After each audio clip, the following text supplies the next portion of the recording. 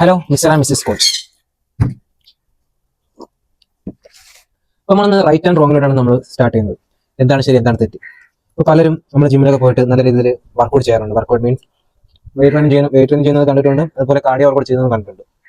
ഇപ്പോൾ ഞാനൊന്ന് ചോദിക്കട്ടെ, നമുക്ക് ഏറ്റവും കൂടുതൽ നമുക്ക് ഫാറ്റ് ബേണിംഗ് ഉണ്ടാകുന്നത് എങ്ങനെയാണ്? നമ്മളിപ്പോൾ പെട്ടെന്ന് റിസൾട്ട് കാണും. ഇപ്പോൾ എനിക്ക് നല്ല രീതിയിൽ ഫാറ്റ് ബേൺ ആക്കണം എന്നുള്ള രീതിയിൽ നമ്മൾ ഏതായിരിക്കും ചൂസ് ചെയ്യുന്നത്? വെയിറ്റ് ട്രെയിനിങ് ആണോ കാർഡിയോ വർക്കൗട്ട് ആണോ?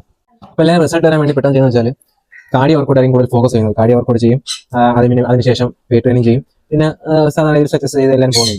അപ്പോൾ അതുകൊണ്ട് നമ്മുടെ ബോഡിക്ക് എഫക്ട് ഉണ്ടാകുന്നത് ഏതായിരിക്കും? ഈ കാർഡിയോ വർക്കൗട്ട് ആണോ? അപ്പം ഇന്നത്തെ ടോപ്പിക് അതാണ്, കാർഡിയോ വർക്കൗട്ട് ആണോ ബെറ്റർ, വെയിറ്റ് ട്രെയിനിങ് ആണോ ബെറ്റർ എന്ന്. ഇപ്പം ഞാൻ ഇതിന്റെ സയൻസ് ലെവൽ പറഞ്ഞുതരാം. നമ്മൾ കാർഡിയോ വർക്കൗട്ട് ചെയ്താലും വെയിറ്റ് ട്രെയിനിങ് ചെയ്താലും നമുക്ക് ഫാറ്റ് ബേണിംഗ് ഉണ്ടാവും.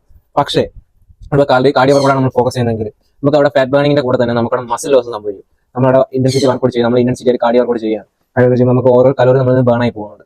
പക്ഷേ ഈ കാർഡിയോ കൂടെ അതിന്റെ കൂടെ തന്നെ നമുക്ക് മസിൽ ലോസ് സംഭവിക്കും. നമുക്ക് ഇപ്പോൾ മസിൽ എങ്ങനെയാണ് മാസം ഉണ്ടാകുന്നത്, മസിൽ മാസം എങ്ങനെ ഉണ്ടാകുന്നത്?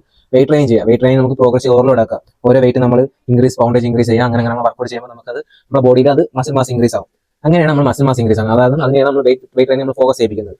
വെയിറ്റ് ട്രെയിനിങ് കൂടെ മസിൽ മാസ് ഇൻക്രീസ് ആയി നമ്മളൊരു സ്ട്രെങ്തൻ ബോഡിയായി മാറും. പക്ഷേ ഇവിടെ കാർഡിയോ വർക്കൗട്ട് ചെയ്യുമ്പോൾ നമുക്ക് അവിടെ സ്ട്രെങ്തൻ ബോഡി കിട്ടുന്നില്ല. നമുക്ക് അവിടെ എന്താ, നമ്മൾ ഇതുപോലെ വെയിറ്റ് നമ്മൾ ഫസ്റ്റ് ഓടിക്കൊണ്ടൊന്ന് വാങ്ങ പോലെ ചെയ്ത് നേരെ അതുപോലെ എലിപ്റ്റിക്കും ശ്രമിക്കാറ്, അതുപോലെ മറ്റു കാർഡിയോ വർക്കൗട്ട് ചെയ്യും. ഇങ്ങനെ കാർഡിയോ വർക്കൗട്ട് ചെയ്യുമ്പോൾ നമുക്ക് നമ്മുടെ എനർജി നമുക്ക് ലോസ് ആയി. പിന്നെ നമ്മൾ വെയിറ്റ് ട്രെയിനോട് ഫോക്കസ് ചെയ്യും. വെയിറ്റ് ട്രെയിനിങ് ചെയ്യാൻ പറ്റാത്ത അവസ്ഥയായി മാറും. വെയിറ്റ് ട്രെയിനിങ് നമുക്ക് ചെയ്യണമെങ്കിൽ തന്നെ സ്കോട്ടൊക്കെ ചെയ്യണമെങ്കിൽ ഒരു 10 kg കെട്ടൊക്കെ ചെയ്യാൻ പറ്റും. കൂടുതൽ പ്രോഗ്രസ് ചെയ്യാൻ പറ്റുന്നില്ല.